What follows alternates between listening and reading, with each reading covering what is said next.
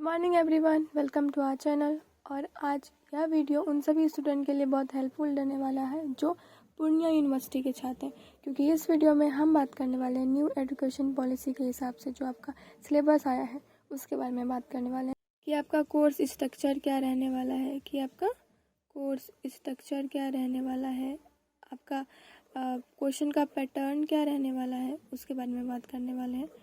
और आपको इतना तो पता चले कि अब जो है आपका ग्रेजुएशन जो है वो 4 ईयर का होगा। कितने ईयर का होगा? 4 ईयर का होगा और 6 मंथ पे एग्ज़ाम होगा। तो जो सेमेस्टर वाइज एग्ज़ाम होगा तो उसका जो सिलेबस है मैं आपको वो बताने वाली हूँ। बट इस वीडियो में हम बात करने वाले हैं सिर्फ और सिर्फ आपके कोर्स स्ट्रक्चर के बारे में, आपका पेपर पैटर्न के बारे में। और हमारा जो नेक्स्ट वीडियो आएगा, अगली जितनी सारी वीडियो आएगी उसमें हम सब्जेक्ट वाइज सबका सिलेबस कवर करने वाले हैं। तो सबसे पहले ये जानना बहुत ज़रूरी है कि CBCS क्या होता है। तो CBCS आपका होता है चॉइस बेस्ड क्रेडिट सिस्टम, जो आपका इस बार से 2023 से 24 वाले बैच के लिए लागू हो चुका है। जो आप लोगों को पता होगा कि अब से जो आपका ग्रेजुएशन होगा वो 4 ईयर का होगा। कितने ईयर का होगा? 4 ईयर का होगा। और उसमें सेमेस्टर वाइज होगा, मतलब 6 महीना पे आपका एग्ज़ाम देना होगा। तो आज उसी पैटर्न के बारे में बात करने वाले हैं। तो चलिए वीडियो स्टार्ट करते हैं। आपका ये सेमेस्टर वन का सिलेबस है। और एक चीज़ आप नोटिस कर पा रहे हैं कि इस पेज में आपको बहुत टिक ये मार्क्स दिख रहे होंगे। तो ऐसा इसलिए है क्योंकि मैं ये वीडियो दोबारा शूट करने बैठी हूँ। पहली बार मैंने शूट किया तो उस कुछ इशूज़ के कारण वो अच्छा नहीं हो पाया, उसमें कुछ साइज़ का इशू था।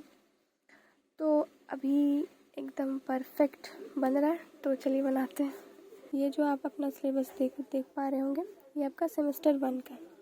इसमें आपको एक तरफ दिख रहा होगा name of course, major course, minor course, ये सब क्या है। तो पहले मैं आपको बता दूं कि मेजर कोर्स यानी आपका ऑनर्स, आपने अगर अपना ऑनर्स केमिस्ट्री लिया है तो आपका मेजर कोर्स में आपका केमिस्ट्री होगा। अगर आपने जूलॉजी लिया है तो आपका जूलॉजी होगा, हिस्ट्री वाले का हिस्ट्री होगा। मतलब जो आपका ऑनर्स होता है ना, उसी को मेजर कोर्स कहते हैं और इसका शॉर्ट नेम होता है MJC। तो अब आप लोग सोच रहे होंगे कि ये LTP क्या है। तो LTP का मतलब होता है लॉन्ग टर्म प्लान। क्या होता है LTP का मतलब? Long term plan. और ये आपके लिए नहीं है, ये टीचर यूज करते हैं ताकि आपका टॉपिक कितने घंटे में ख़त्म हो रहा है, कितने दिन में ख़त्म हो रहा है, तो ये वो यूज़ करते हैं आपको पढ़ाने के लिए, आपके टॉपिक को, आपके सिलेबस को कवर करने के लिए। तो सिलेबस में लिखा था LTP, तो मतलब इतना टाइम में उनको पढ़ाना है। तो ये आपके देखने लायक है नहीं, बट मैंने लिख दिया है ताकि आपको जानकारी हो। आगे क्रेडिट का यहाँ पे मतलब है यूनिट से। तो आपका मेजर कोर्स में 6 यूनिट होगा, ठीक है। और इसमें मार्क्स होगा 100 मार्क्स का। आपका मेजर कोर्स 100 मार्क्स का होगा। आगे आते हैं आपके सेकेंड सब्जेक्ट पर। तो आपका सेकेंड सब्जेक्ट होगा माइनर कोर्स। माइनर कोर्स को आप ऐसे समझ सकते हैं कि जैसे आपका सब्सिडरी था। अब आप ग्रेजुएशन में आ चुके हैं, आपको इतना तो पता होगा कि सब्सिडरी क्या होता था। तो सब्सिडरी एक ऑनर्स को सपोर्ट करने के लिए एक सब्जेक्ट होता है जिसमें बस आपको पासिंग मार्क्स लाना पड़ता था, ठीक है। अभी इसी को माइनर्स कोर्स कहते हैं, ठीक है। अभी इसी को क्या कहते हैं? माइनर्स कोर्स कहते हैं। और इसका शॉर्ट फॉर्म में इसको कहते हैं MIC। क्या कहते हैं? MIC। तो अभी का जो नियम है मैं आपको उसके हिसाब से बता दूं कि मान लीजिए आपका मेजर कोर्स में आपका कोई साइंस सब्जेक्ट है, जूलॉजी हो गया, फिजिक्स हो गया, केमिस्ट्री हो गया, बॉटनी हो गया, कुछ भी आपका है, तो आप जो है अपना माइनर कोर्स साइंस के बैकग्राउंड से चुन सकते हैं, ठीक है। आपको अपना माइनर कोर्स साइंस के बैकग्राउंड से ही चुनना है। और अगर आपका मेजर कोर्स जो है वो आर्ट्स के बैकग्राउंड से है तो आप अपना माइनर कोर्स भी आर्ट्स के बैकग्राउंड से चुन सकते हैं। ऐसा कॉमर्स वाले के भी साथ, ठीक है, ऐसा कॉमर्स वाले के साथ भी। अब आगे देखिए, आपका माइनर कोर्स में भी क्रेडिट 3 है, यानी कि आपको 3 यूनिट पढ़ना पड़ेगा और आपका इसमें मार्क्स है 100 मार्क्स। आगे अपना आते हैं थर्ड सब्जेक्ट पे। अपना थर्ड सब्जेक्ट है मल्टी डिसिप्लिनरी कोर्स, यानी कि MDC। अब ये क्या होता है? ये होता है बहुवैकल्पिक कोर्स, बहुवैकल्पिक विषय कह लीजिए। इसमें आपको जो रूल है मैं उसके हिसाब से बता दूं कि इसमें आपको है क्या कि अगर मान लीजिए आपका मेजर कोर्स किसी साइंस मतलब सब्जेक्ट से, किसी साइंस बैकग्राउंड से, तो आपका माइनर कोर्स भी साइंस बैकग्राउंड से ही होगा, क्योंकि एक तो चुनने का रूल है। बट आपका ये MDC जो है ये आपको एक दूसरे स्ट्रीम से चुनना पड़ेगा, चाहे आप कॉमर्स से चुने चाहे आप आर्ट्स से चुने। आप तीनों का तीनों साइंस से नहीं चुन सकते, आप तीनों का तीनों साइंस से नहीं चुन सकते। इसी तरीके से अगर आपका मेजर कोर्स आर्ट्स से है, ठीक है, तो आप माइनर कोर्स तो आर्ट्स से चुन सकते हैं, परंतु MDC मतलब एक और सब्जेक्ट आप फिर से आर्ट्स से नहीं चुन सकते, आपको साइंस या कॉमर्स की तरफ जाना पड़ेगा। मतलब आपको दूसरे स्ट्रीम का एक सब्जेक्ट तो लेना ही पड़ेगा, ऐसा रूल है, लेना ही लेना है किसी और स्ट्रीम का एक सब्जेक्ट। एक और एग्जांपल देके मैं समझा देती हूँ कि मान लीजिए आपका मेजर कोर्स जो है वो जूलॉजी है, ठीक है, तो अपने माइनर कोर्स में बॉटनी या केमिस्ट्री आप ले सकते हैं, परंतु MDC में आपको एक आर्ट्स का या एक कॉमर्स का आप जिसमें कंफर्टेबल हो आप ले सकते हैं। आपका मन हुआ तो आप MDC में मान लीजिए आपने हिस्ट्री ले लिया, मान लीजिए आपने साइकोलॉजी ले लिया, मान लीजिए आपने अकाउंट्स ले लिया, हाँ, तो आपका मन है आपको किसी और स्ट्रीम की तरफ जाना पड़ेगा, ये रूल हो गया है अब। तो MDC में अभी आपको 3 यूनिट पढ़ना पड़ेगा और ये भी 100 मार्क्स का होगा। अब तक आप लोगों ने अपने 3 सब्जेक्ट के बारे में जान लिया है, आगे आते हैं अपने चौथे सब्जेक्ट पर। हमारा चौथा सब्जेक्ट है MIL। अब MIL क्या होता है? तो MIL का फुल फॉर्म होता है मॉडर्न इंडिया लैंग्वेज। इसमें आपको कोई एक लैंग्वेज पेपर लेना पड़ेगा, ठीक है, और ये लैंग्वेज पेपर है, चाहे आप इंग्लिश लें, हिंदी लें या फिर कुछ और भी आप ले सकते हैं।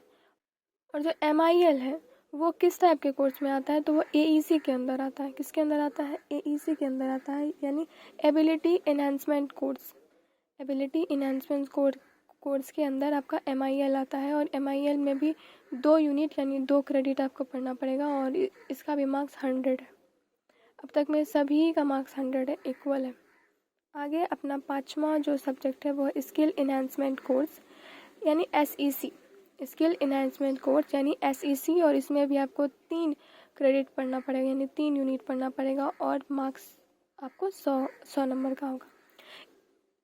इसके बाद हमारा छठा और सबसे आखिरी सब्जेक्ट है वैल्यू एडेड कोर्स। क्या है? वैल्यू एडेड कोर्स यानी VAC, और इसमें आपको 3 यूनिट पढ़ना पड़ेगा और ये 100 मार्क्स का होगा। तो टोटल मिला के आपका जो सेमेस्टर में सब्जेक्ट है वो 6 सब्जेक्ट है जो आपके सामने है। आप चाहे तो स्क्रीनशॉट ले सकते हैं, और इन सब का एक एक का मैं सिलेबस डालने वाली हूँ, और अगर आप लोग चाहते हैं कि जल्द से जल्द सिलेबस आए तो आप कमेंट भी कर सकते हैं, वरना थोड़ा लेट हो सकता है। तो आप कमेंट करें, मैं जल्द से जल्द इसका सिलेबस डालूँगी। और अगर आपको अभी भी मैंने इतना बता दिया, इतना क्लियरली बताया है हर एक का एग्जांपल दे दे के, फिर भी अगर आपको कहीं पर डाउट आता है तो आप कमेंट कीजिएगा, मैं उसका आंसर दे दूँगी, ठीक है। तो ये रहा अपना कोर्स स्ट्रक्चर, जो कि सभी के लिए कॉमन है। यहाँ पे ऊपर में लिखा है course structure common to all program. मतलब आप आर्ट्स वाले हैं, कॉमर्स वाले हैं या साइंस वाले हैं, कोई फ़र्क नहीं पड़ता। ये जो आपका स्ट्रक्चर है कोर्स का ना, ये सबके लिए सेम है। सब्जेक्ट अलग अलग हो सकते हैं पर स्ट्रक्चर कोर्स का वो सेम होता है सबके लिए। मार्क्स सबका सेम होता है, ठीक है। अब आते हैं क्वेश्चन पैटर्न पे कि आपसे कितना का थ्योरी पूछेगा, कितना का प्रैक्टिकल, नॉन प्रैक्टिकल वाले का क्या सीन है। तो चलो देखते हैं। तो ये रहा हमारा क्वेश्चन पेपर पैटर्न। तो इसमें क्या लिखा है? MJC, MIC, MDC, AEC, SEC, यानी कि सिर्फ ये MIL यानी लैंग्वेज पेपर को छोड़ के बाकी सब का नाम लिखा है। वो कितना का होगा? 70 मार्क्स का, यानी आपका थ्योरी पूछा जाएगा इन पाँचों सब्जेक्ट में। आपका थ्योरी 70 मार्क्स का होने वाला है, और 30 का प्रैक्टिकल होने वाला है। या फिर नॉन प्रैक्टिकल वाले का क्या होगा वो मैं आगे बताऊंगी। अभी प्रैक्टिकल वाले सुन लें कि उनका 30 नंबर का प्रैक्टिकल होने वाला है और 70 मार्क्स का उनका थ्योरी है। ऑफकोर्स सभी जानते हैं कि लैंग्वेज पेपर में कोई प्रैक्टिकल नहीं होता है, तो लैंग्वेज पेपर को छोड़ दिया गया है। बाकी सब जो आपके पाँचों सब्जेक्ट हैं उनमें 70 मार्क्स का आपका थ्योरी होगा और 30 का प्रैक्टिकल होगा।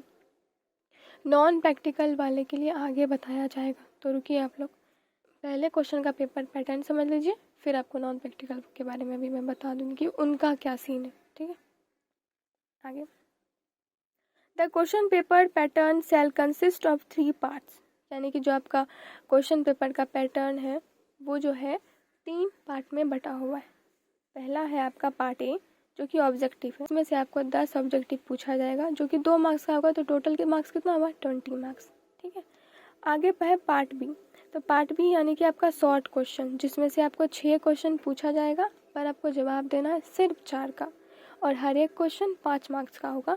तो टोटल मार्क्स कितना हो गया 20 मार्क्स। कितना मार्क्स 20 मार्क्स। अब आते हैं पार्ट सी पर। पार्ट ए हो गया है ऑब्जेक्टिव, पार्ट बी हो गया है शॉर्ट क्वेश्चन। पार्ट थर्ड में क्या होगा, मतलब पार्ट सी में क्या होगा।